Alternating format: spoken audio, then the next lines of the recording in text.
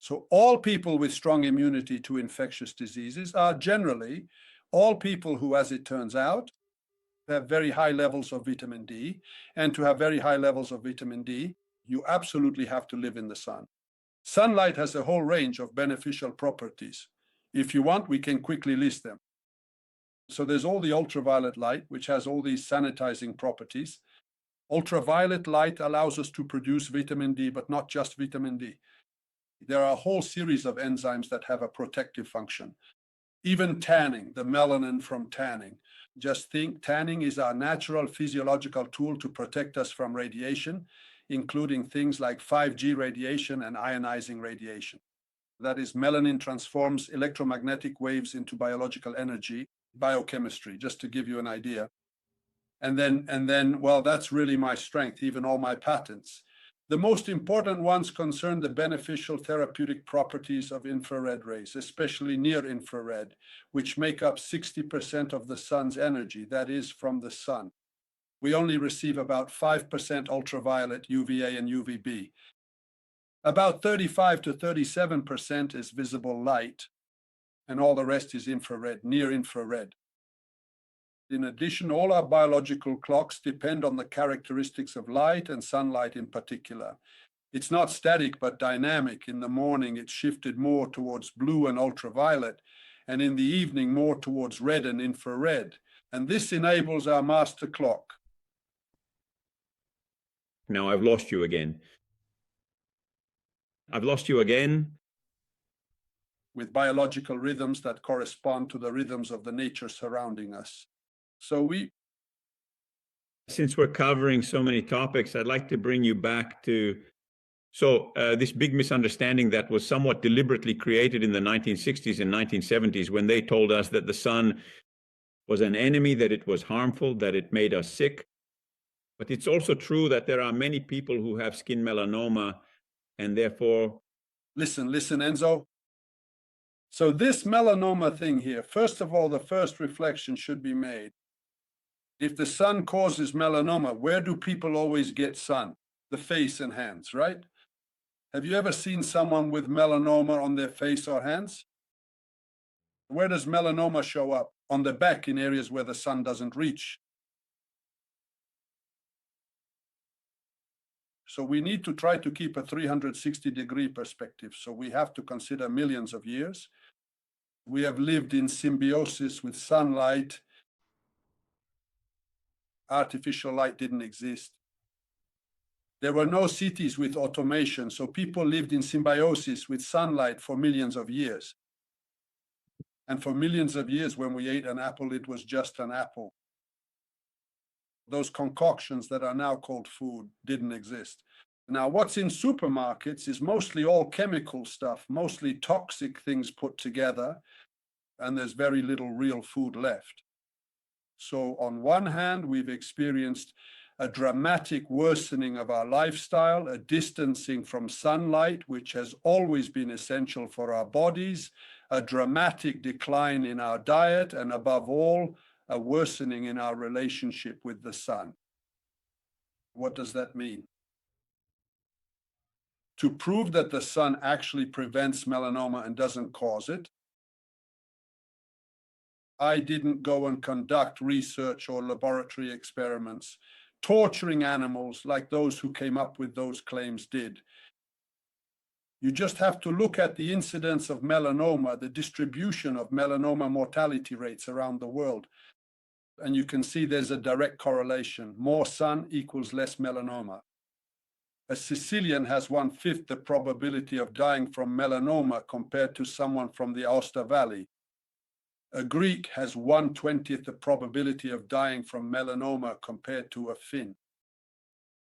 The paradox, however, which has been emerging for some time now, is that the incidence of melanoma has increased in direct proportion to the use of sunscreen creams. The sunscreens that were sold to us to protect us from what actually prevented us from getting the disease are the very ones that cause it, the disease. This, in fact, it's called the sunscreen paradox. You can actually see the graph from the 1970s to today. there's the consumption in billions, the revenue from sunscreens, and you can see it's almost perfectly overlapping. The incidence of skin cancer is directly correlated with the use of sunscreens. You know, I've thought for 30 years that sunscreens are a crime against humanity. Sunscreen is a crime against humanity for 3 reasons. First, you're putting chemicals on your skin, and it's been scientifically proven that when you go out in the sun after applying those chemicals, 50% of them enter your bloodstream. So read the label and see what you're actually putting into your system. There isn't any control over that stuff, is there? No. Of course, it's the Food and Drug Administration, the same administration that allows chemicals in those products and then approves the drugs needed to treat the damage caused by those chemicals. There they caught Johnson & Johnson, who had put toxic substances in their products and then sells the medicine for the toxic substances they put in there. That's just how the world is now. There's no point in pretending otherwise. This is total control. What was I saying? Right, about creams. Wait, about putting creams on yourself. So you put it on yourself. A chemical substance to protect yourself from an energy that later will explain how to manage that energy. Because then you realize that when people lived with the sun, if I were a farmer, for example, in January there was the January sun, in February there was the February sun, and in March, I mean, it's not like I would go 6 months without sun and then suddenly blast myself with the August sun, you know? The problem is that if we stay deprived of sunlight in our homes with LED lights, then in August you get in your little car and go out. Blasting yourself with the sun is like taking starving children, and instead of giving them a small bowl of rice, you give them a full meal. First course, second course, side dish, dessert, fruit, cheese, coffee, they die. You understand? It's just a matter of common sense. If you haven't prepared your body, if you haven't given it time to handle high doses of ultraviolet rays, you need to stay in the shade. Simple. You need to stay in the shade. You shouldn't put toxic chemicals on yourself. Let me finish the 3 reasons why it's an insult to intelligence. First, you smear yourself with toxic chemicals that have been proven to be toxic. Just look at the ingredients. Go check each ingredient. What do? At best, they're nanoparticles, zinc oxide, they're metal oxides that are extremely small and penetrate the skin. We don't know where they go, we don't know what effects they produce, but the chemical substances that were used until just a few years ago, specifically as sunscreen, were extremely toxic, endocrine disruptors, things that are direct carcinogens. I had done the calculation, light that heals, I did the calculation. A child covered with sunscreen just once. It's as if they smoked 2 packs of Marlboro, considering the toxic substances you're putting into them. Then it says to apply it every time they go into the sea. So as they go in and out, you end up putting that toxic stuff on them 6 or 7 times a day. First reason, you're putting something toxic on yourself. Second reason, if there's one thing that's been proven to be essential for our immune system, our metabolism, for all our endocrine and metabolic functions, it's vitamin D. When do you produce vitamin D? When you go out in the sun. Too bad that if you put on sunscreen, you stop producing vitamin D. And so the second reason why it's absurd. The third reason is that those who put on sunscreen and are at the beach, what do? Then they go into the water. That 50% enters the bloodstream. The other 50% ends up on the surface of the ocean or the sea. And there, everything dies. Do you remember those very sad images of the dying Australian coral reef? And everyone was like, it's climate change's fault. Just like with the ozone hole, same group that comes up with this stuff. No, it's not climate change, it's the Australian sunscreen. Did you know there are countries that have banned sunscreen? In Australia, there are areas where sunscreen is banned. You get a $2,000 fine if you use sunscreen. There were places like where they filmed the Blue Lagoon, remember? A paradise on earth. Tourists started going there with sunscreen and everything died. In Thailand too, they've imposed crazy fines on anyone who uses sunscreen in certain protected areas. Yes, I know. So do you understand? Okay, wait. Now I'm talking bad things about sunscreen, but why? because we don't need to put toxic cream on ourselves. We just need to use our intelligence. So the sun follows this path from morning to evening. Dawn, of course, is the best time when you can even look at it with your eyes. All those people who have perfect vision, even at 70 or 80 years old without glasses.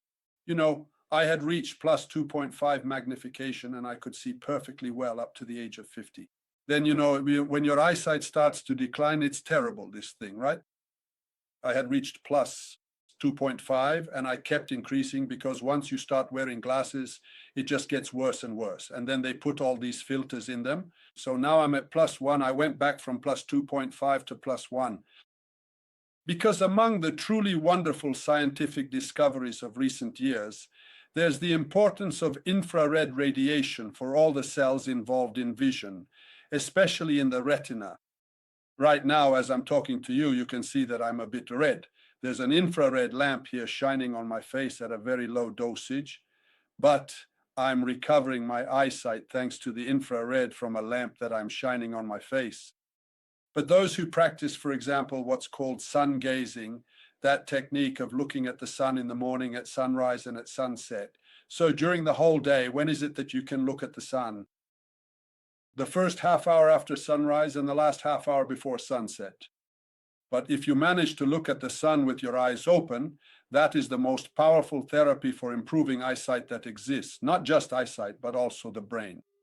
Now, a lot of scientific publications are coming out, wonderful ones, about all the typical degenerative diseases of old age, from senile dementia, Alzheimer's, Parkinson's, all of them.